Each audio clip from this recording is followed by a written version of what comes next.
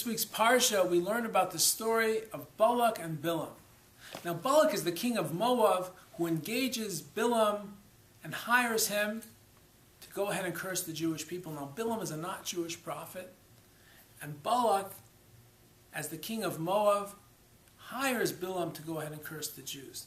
The reason for that was the Jewish people had just come to the border of the land of Israel, and they had just defeated the regional superpowers, Sichon and Og.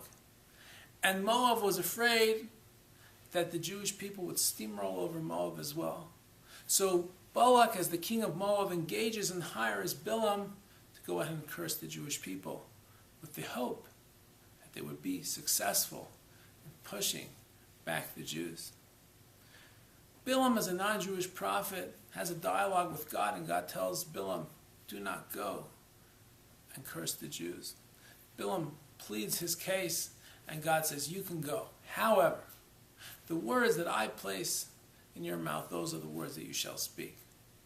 We must ask ourselves, if it was the inappropriate or improper thing for Bilam to go ahead and curse the Jewish people, why did God sanction such behavior and allow him to go on this mission?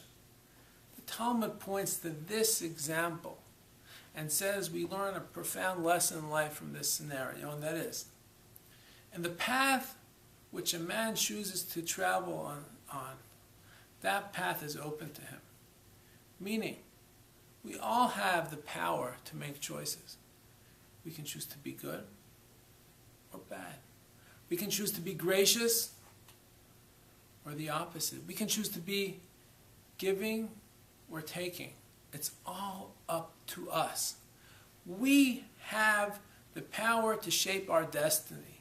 We have the power to make the kind of person we want out of ourselves. The Torah tells us in Sefer Dvarim, look, God's speaking, and he says, look, I have placed in front of you life and death.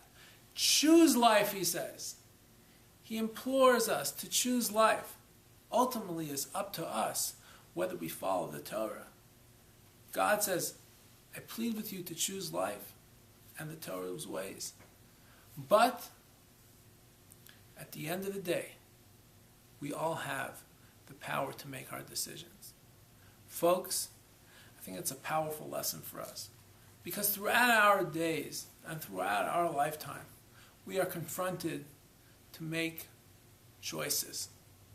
And we must remember the lesson of Bilam and remember to make the proper choices. I think that's a wonderful lesson to emulate for this week's Parsha. Have a wonderful Shabbos.